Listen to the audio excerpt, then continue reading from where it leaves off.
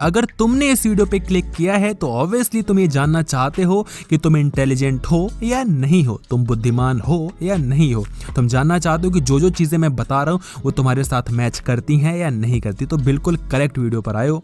मैं तुम्हें 5 चीज़ें ऐसी बताने वाला हूँ जो कि एक बुद्धिमान व्यक्ति में पाई जाती हैं। अगर आपके अंदर 3 या 3 से ज़्यादा चीज़ें मैच करती हैं तो आप समझिए कि आप सच में बुद्धिमान हैं। और अगर नहीं मैच करती हैं तो आगे बताऊँगा आपको क्या करना चाहिए। ठीक है, आप नोट करते रहना कितनी चीजें आपके साथ मैच कर रही हैं। स्टार्ट करेंगे लास्ट पॉइंट से। तो 5th पॉइंट है कि जो इंटेलिजेंट होते हैं वो हमेशा इमोशंस को मैनेज करने में बहुत ज्यादा अच्छे होते हैं। They are good at managing their emotions. अच्छा, एक चीज होती है कि किसी भी चीज को तुम मैनेज कब करते हो, जब वो चीज तुम्हारे पास होती है ना। अगर मैं कह रहा हूं कि मैं पैसों को मैनेज करने में बहुत अच्छा हूं, तो यानी कि मेरे पास पैसा है तभी तो मैं पैसे को अच्छे से मैनेज कर रहा हूं ना। कुछ होना चाहिए तभी तो मैनेज करोगे ना। तो अगर मैं कह रहा हूं कि जो इंटेलिजेंट होता है वो अपने इमोशंस को मैनेज करने में अच्छे होते हैं, यानी कि मैं ये भी कह रहा हूं साथ में कि जो होते हैं इंटेलिजेंट उनके पास इमोशंस नाम की चीजें भी होती हैं। और मैं बहुत वीडियोस में कह चुका हूं इमोशंस क्या होते हैं। तो फीलिंग्स होती हैं, हम क्या सोच रहे हैं, हमें कैसा फील हो रहा है, यही इमोशंस होते हैं। बहुत लोग ये मिस इंटरप्रेट कर लेते हैं कि जो इमोशंस होते हैं उसका मतलब रोना धोना, सैड रहना, नेगेटिव यही होता है। लेकिन वो नेगेटिव इमोशंस होते हैं। पॉजिटिव इमोशंस नाम की भी चीजें होती हैं। इमोशंस में हंसना खेलना, सरप्राइज होना, बहुत खुश हो जाना, बहुत ज़्यादा निराश हो जाना, हर एक चीज़ आ जाती है। ठीक है, तो इमोशन में दोनों चीज़ आ जाती है, पॉजिटिव इमोशंस, नेगेटिव इमोशंस दोनों। और जो इंटेलिजेंट लोग होते हैं ये दोनों ही इमोशंस को मैनेज करने में बखूबी महारत हासिल रखते हैं। देखो, हमें पता होना चाहिए कि जब मैं बहुत निराश फील कर रहा हूँ तो अब मुझे क्या करना चाहिए। जो इंटेलिजेंट होगा ना वो जब बहुत निराश भी होगा तो हमेशा सॉल्यूशन के पीछे भागेगा कि अगर मैं इतना निराश हूँ तो मैं क्यों निराश हूँ, मुझे क्या करना चाहिए। तो हमेशा वो खुशी पाने की कोशिश करेगा। और जब वो बहुत ज़्यादा खुश हो जाएगा तो जब ओवर एक्साइटमेंट आ जाती है तो उसको पता होता है कि ज़्यादा खुश होने की ज़रूरत नहीं है मियाँ, ऐसा ही होता है, ज़्यादा खुश हो जाओगे तो फिर निराश हो जाओगे। तो कभी भी ना तो आपको बहुत खुश होना चाहिए और ना ही बहुत निराश होना चाहिए। लोग बोलते हैं हमेशा खुश रहो, हमेशा खुश रहो, कहने वाली बात होती है। कोई भी इंसान हमेशा खुश नहीं रह सकता भाई। ऐसा दुनिया में कौन है जो हमेशा खुश रह सकता है? मुझे लिख कर दे दो। मैं तुम्हें बता रहा हूँ खुश रहो, लेकिन मैं खुद खुश नहीं रहता, मुझे खुद प्रॉब्लम्स आ जाती हैं। तो भाई ये कहने वाली बात है, हमेशा खुश रहो। मोटिवेशन अलग चीज़ होती है, प्रैक्टिकल लाइफ अलग चीज़ है। ठीक है, तो अगर तुम कभी निराश होते भी हो तो तुम्हें पता होना चाहिए कि जो तुम्हारी निराशा है उसको मैनेज कैसे करना है। वो जो नेगेटिव इमोशंस है उसको मैनेज कैसे करना है, नेगेटिव इमोशंस को भी और पॉजिटिव इमोशंस को भी। अगर तुम इन दोनों ही चीज़ों को मैनेज करना जानते हो तो तुम ये टिक कर लो कि भैया तुम इंटेलिजेंट हो। एटलीस्ट 1 मार्क तो आपको मिल ही गए 5 में से। 9th पॉइंट है, और जो मैं बताने वाला हूँ तुम बोलोगे भाई ये क्या बता दिया, कुछ भी कह रहा है, मतलब है कुछ भी बोलेगा। 9th पॉइंट है मेरे भाई कि जो इंटेलिजेंट होते हैं ना वो टेंशन बहुत लेते हैं। दे वरी अ लॉट। इनके पास टेंशन की इतनी दुकानें होती है, मैं तुम्हें क्या बताऊं। तुम कभी भी देख लेना, जो बंदा जितना ज्यादा सक्सेसफुल होगा ना वो हमेशा टेंशन में ही होगा। यार जिंदगी में कुछ समझ में नहीं आ रहा, क्या करूं, ये दिक्कत होगी, वो दिक्कत होगी, ऐसा हो गया, वैसा हो गया। क्योंकि देखो वही बात है ना कि टेंशन तुम्हारे पास तभी आएगी जब तुम्हारे साथ कुछ गलत या सही नहीं हो रहा होगा, या तो कोई चीज सही नहीं जा रही होगी जैसा तुमने सोचा तब तुम्हें टेंशन होगी, या तुम्हारे साथ अगर कुछ गलत हो जाएगा तब तुम्हें टेंशन होगी। कुछ सही या कुछ गलत होने के लिए वो चीज तुम्हारे पास होनी भी चाहिए, जिंदगी में कुछ चलना भी चाहिए। तो अगर मैं बोल रहा हूँ कि यार जो मेरा स्टार्टअप है अच्छा नहीं जा रहा, मैं बहुत ज़्यादा टेंशन में हूँ, क्या होगा, इसका मतलब मैंने ट्राई कर रहा हूँ मैं स्टार्टअप करने की, इसका मतलब है मैं कुछ करने का ट्राई कर रहा हूँ, पढ़ने का ट्राई कर रहा हूँ, वो चीज़ नहीं हो पा रही है तो टेंशन हो रही है। अगर एक स्टूडेंट है और वो अपनी स्टूडेंट वाली लाइफ से खुश नहीं है तो इसका मतलब कि वो पढ़ नहीं पा रहा है। तो खुश वो नहीं होगा जो पढ़ने की कोशिश कर रहा है। और दूसरी ओर एक ऐसा बंदा है जिसके बाप के पास बहुत पैसा, उसको क्या ही टेंशन होगी। कनेक्ट कर पा रहे हो? कहने का मतलब ये है कि टेंशन वही लेता है जिसकी लाइफ में कुछ अच्छा नहीं हो पा रहा होता। ये ऑब्वियसली मीन करता है कि कुछ अच्छा करने की कोशिश कर रहा है, कुछ कोशिश कर रहा है, वो चीज़ें नहीं हो पा रही, तभी तो निराश हो रहा है ना। कोशिश कौन करेगा? जो इंटेलिजेंट होगा। हमेशा आपने ये सुना होगा। तो जो पढ़ने की कोशिश करेगा वो इंटेलिजेंट है, वो पढ़ नहीं पा रहा है इसलिए उसको टेंशन हो रही है। तुम जितना ज़्यादा कोशिश करोगे उतना ही ज़्यादा तुम्हारे पास फेलियर्स भी आएंगे, उतना ही ज़्यादा तुम टेंशन भी लोगे। समझो मेरे भाई। तो जो जितना ज़्यादा टेंशन ले रहा है ना, इसका मतलब ये नहीं कि उतना ही ज़्यादा इंटेलिजेंट है, बट कहने का मतलब ये कि अगर तुम इंटेलिजेंट हो तो बहुत अच्छे खासे चांसेस हैं कि तुम्हें यूं टेंशन हो जाती है, यार दिमाग खराब हो गया, क्या करूं भाई, समझ में नहीं आ रहा, अरे भाई ये हो गया, ये दिक्कत हो गई, वो दिक्कत हो गई।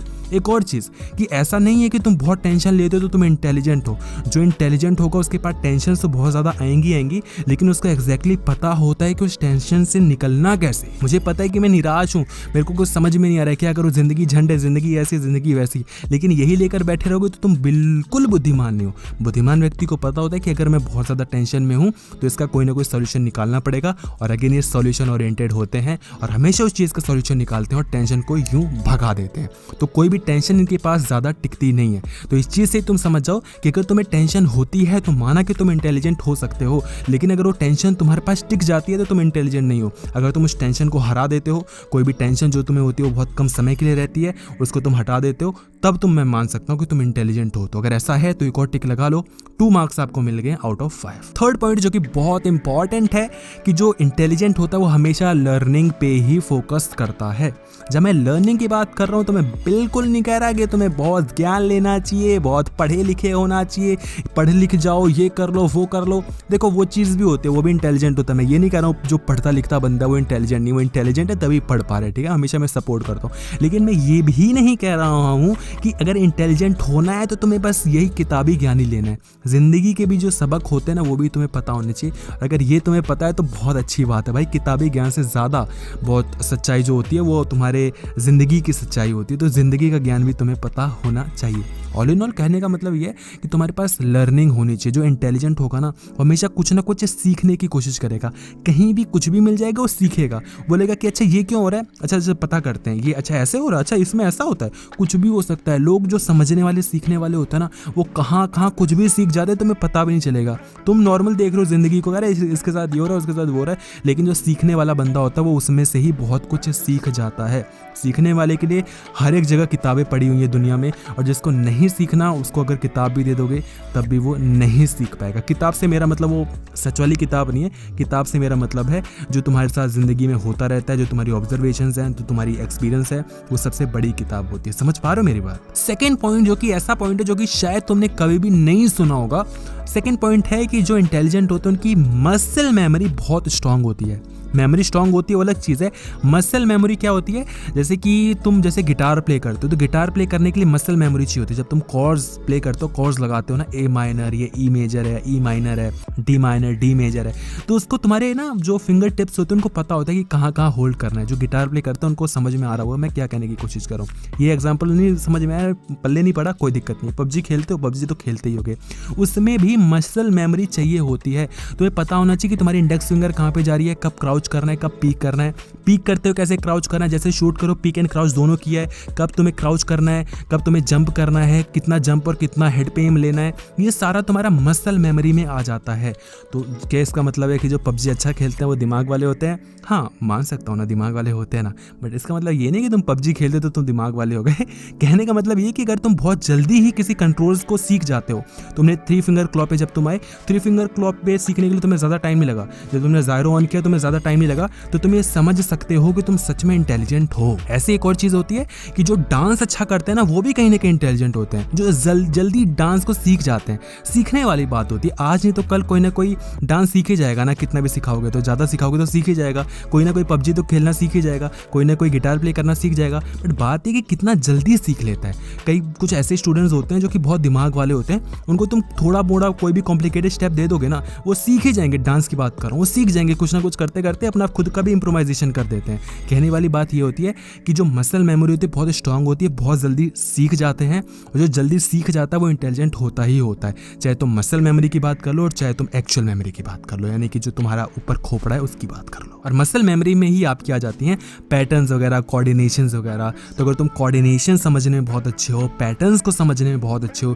तुम्हें कहीं पे भी घूमने जाते हो तुम्हें एग्जैक्टली रास्ता याद हो जाता है। मतलब अभी नहीं बता दोगे कि ऐसे यहाँ जाना है, लेकिन जब तुम जाओगे अपने आप कनेक्शन आ जाएगा। अच्छा यहाँ ऐसे मुड़ा था ना, यहाँ जाना है, वहाँ जाना है, पूछोगे नहीं, अपने आप चल दोगे।